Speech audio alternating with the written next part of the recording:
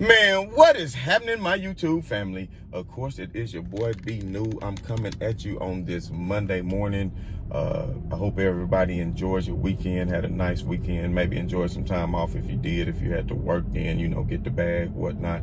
So at the end of the day, we know that this begins a new week. So as always, positive vibes and vibrations out to everybody. And speaking of positive vibes, we know how much positive vibes mean. And I've been saying this for so long. And we saw that last night in Milwaukee because the energy of the crowd in the Deer District and things of that nature and people just sending you positive vibrations can inspire you to do better, can will you to do better. And it's not just the feeling that they give you of wanting to play better because of the energy. It is actually the energy that people are giving you. So home court advantage and home field advantage in sports, it plays a part. You can look at the records throughout the course of the regular seasons in all the major sports and in the postseason, and we all know home field and home court advantage means a lot. And it's not just because of crowd noise, it's because of the energy and the motivation that the crowd brings you. And on my video on Friday, I touched on a few things that I'm going to touch on again this morning. But before I get into all that, there's a couple of other things I'd like to touch on.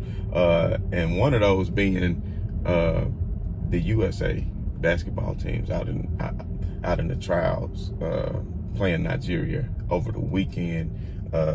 You had a Dame Lillard, you had a Kevin Durant, a Tatum, a Bradley Beal, and you're going against Nigeria. And if my memory serves me right, the past two times the USA played Nigeria, once I want to say they beat them by 60 or 70 points, and then the other time they beat them by 50. So, I know players get better, but at the end of the day, should this be bringing a red flag to the U.S. team? And of course, the coaching staff for the U.S. team afterwards, of course, said, well, they're glad that this happened. It's going to be a wake-up call. It kind of reminded me of when the Dream Team played the college team and practiced the first time, and the coaches ended the game early and wouldn't let them come back so they could feel what a loss tastes like, so they can go out there and get the job done, But at the end of the day, to me, there is no excuse. And I know people are going to keep drawing the comparisons between the LeBron James and the Kevin Durant, but I'm just saying, a healthy LeBron James, at this point in his career, at the same point, and I know everybody's going to say, well, LeBron won bronze his first time at the Olympics. LeBron didn't get a lot of playing time. That coaching staff did not allow the young second-year players of LeBron James and Carmelo Anthony to barely see the court. And had he put his trust in his young guns, who was it? Larry Brown, I believe it was the coach. Had he put trust in his young guns, then I think the USA would have came away with gold. But this was right at the rise of the rest of the world starting to catch up in competition with the United States, because we all know the original Dream Team, they were great. Don't get me wrong. But the level of competition that they played around the world was not nearly that of what the U.S. faces today. And back then, you rarely even had a team that you faced internationally that had NBA players on it. Now, every international team that you play has at least one NBA player on it, and sometimes more, whether they're starters or whether they are backups. And speaking of backups, what's the guy name who's a backup center for the Miami Heat, who barely, he's a member of the Nigeria international team, barely made his way into any type of rotation during the season, but yet he called out Kevin Durant and he said, "You are not that guy, pal." And he posted a picture of him climbing the ladder and blocking KD's shot. And I mean, Kevin Durant, you so active on Twitter. You are so active on Instagram. So now, somebody blocked your stuff, a rookie no less. A member of the Nigerian international team has blocked your sheet and kicked it back and put you down. Now you're looking stupid. And talk that shit to you on Instagram.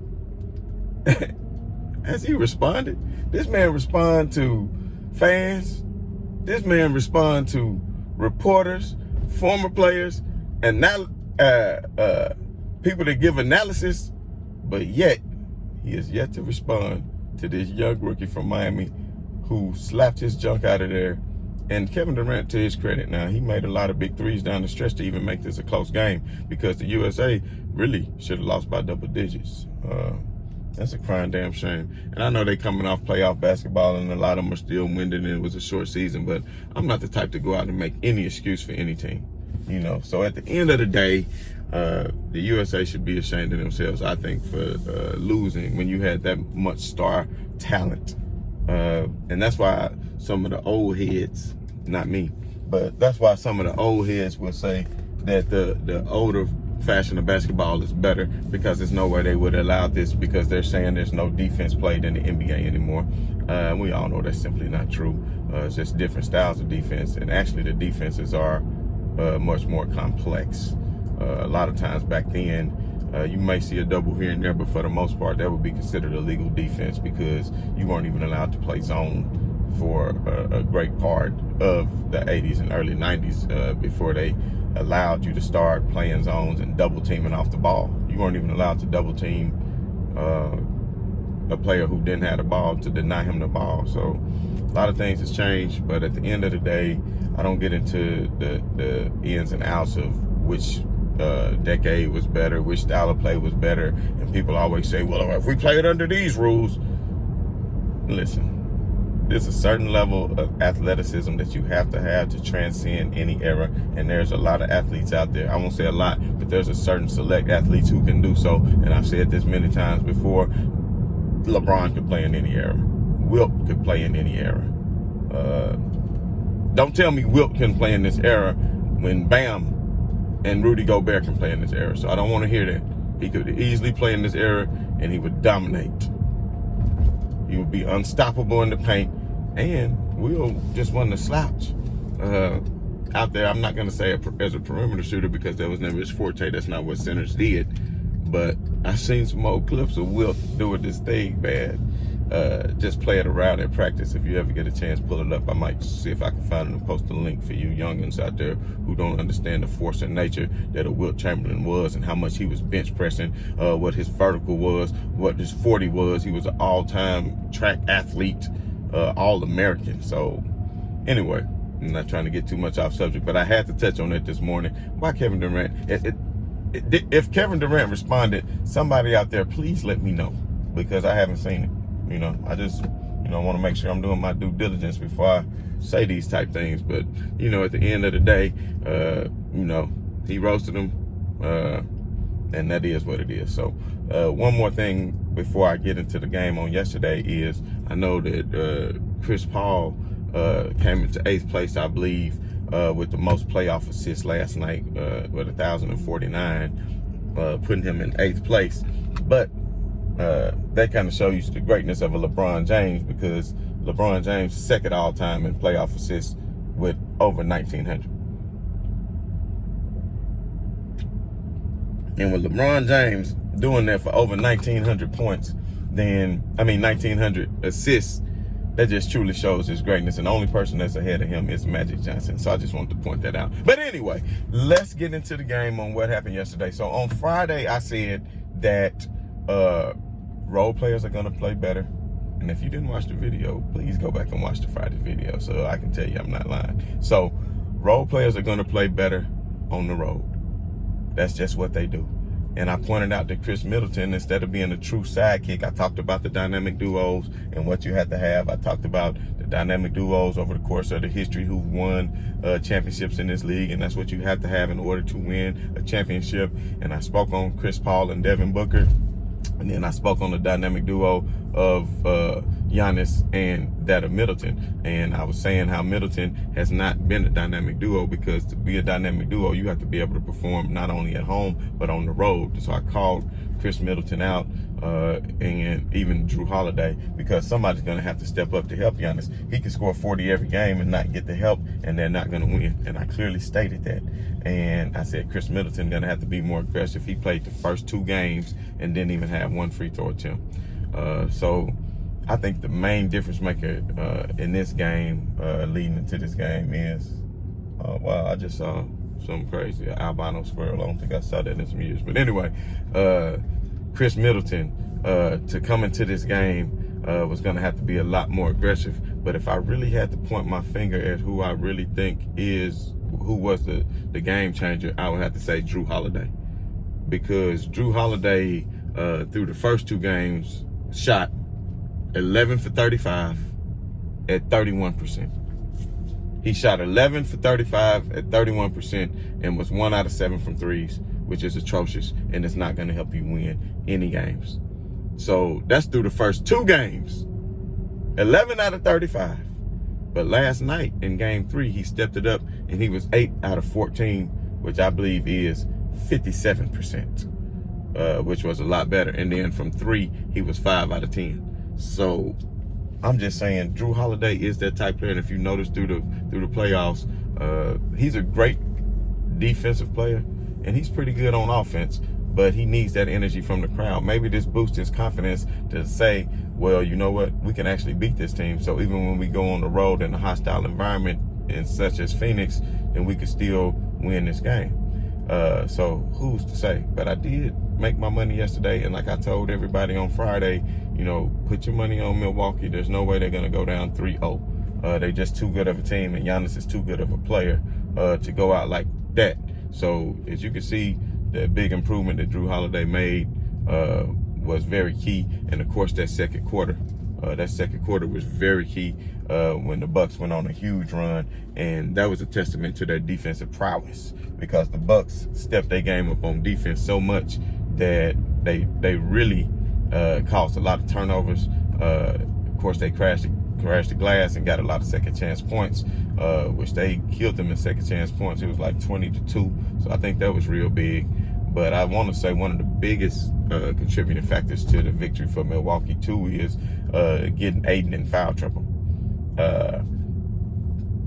In the third quarter, when Aiden got in foul trouble and they brought him out because of the injury to Saric, they don't really have anybody on the front court who can tend with Giannis. I mean, it's hard enough to tend with him anyway. But, I mean, when Phoenix had to go small, they pretty much started getting destroyed. Now, they did find a way to find their way back into it on a nice run, and cut it to 4. But then at the end of the third, here comes Milwaukee again. Because with Aiden in foul trouble, they were just able to take off. Then what I noticed, another thing about Jrue Holiday, he really fought through the screens a lot more. And he played Chris Paul the whole length of the court and really tried to tire him out. And when you tire him out on the offensive end, that's going to make him a little more tired on the defensive end. And as a result, that's going to allow Jrue Holiday, who is a lot younger than Chris Paul, as we all know, to be able to get his offensive game going. So, just as I predicted, the role players was going to play a lot better on the road, at home than they did on the road, and vice versa. So, as you can see, Devin Booker did not have a really great game. PJ Tucker finally stepped up a little bit more in his defensive role and his responsibilities of what he played a part in as far as keeping Devin Booker limited on the offensive end. They set Devin Booker for much of that fourth quarter once the game was out of reach, just to kind of give him some rest, which I think was a great move by Monty Williams, because there's no sense in having him in there, because these games are now going to be day on, day off for the rest of the series, if I'm not mistaken. There was 3 days off for this one as they transitioned from Phoenix to Milwaukee. But after the third game, the next game Wednesday, then the next game Friday, then the next game Sunday, then the next game Tuesday. So you're going to need some rest, especially like this. But I'm thinking that Giannis is going to have an all-time performance.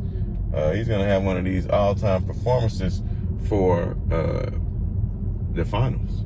I mean, if he keep up putting 40 a game, I mean, that's Shaq-like. That's Shaq-like. So I think that's something that he is fully capable of doing.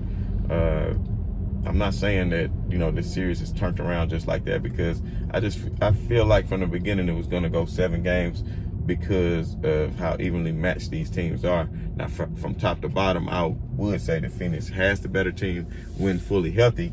But, currently they are not fully healthy. And, Saric, whether you know it or not, he can play an important role in this series. Just like, as you can see, Bobby Portis has played that role. And he came in and played excellent. And on Friday in the show, I said that we needed Bobby Portis, that they needed Bobby Portis to step up and play and get more minutes, because he had only been playing 4 or 5 minutes. And I was thinking Brook Lopez was getting beat on that pick and roll. He wasn't rotating out to the 3-point line, because when they were crashing on the pick and roll, like they were actually rolling, when they play that mid-range pick and pop, instead of they doing that, they was actually rolling hard and allowing them to, him to kick out to open 3-point shooters, and Brook Lopez simply cannot get out there.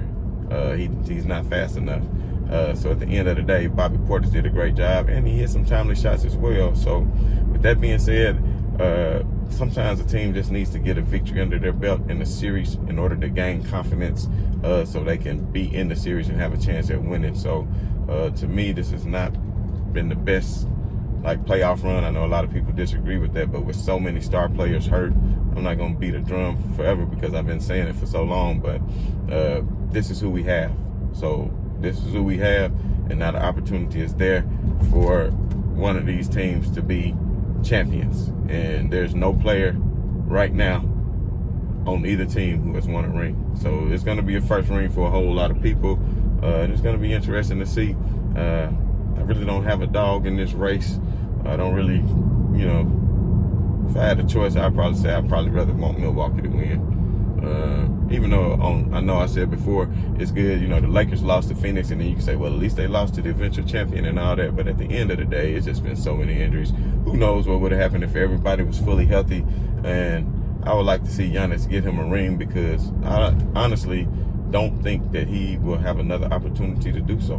Because once Kevin Durant and Kyrie Irving and James Harden are back healthy, I just don't give Milwaukee a chance at all. I mean, they beat them due to injury, and that just is what it is. So, but I know at the same token, if Chris Paul doesn't get his ring this year either, then he probably won't ever have another opportunity to get his ring. So at the end of the day, it makes me no difference. Chris Paul, I know that's LeBron's guy and everything like that, but I'm just going to be honest with you. Being a long-time fan of the Memphis Grizzlies and seeing all the battles that the Clippers used to have with the Grizzlies, I've grown a very, very keen dislikeness for Chris Paul over the years.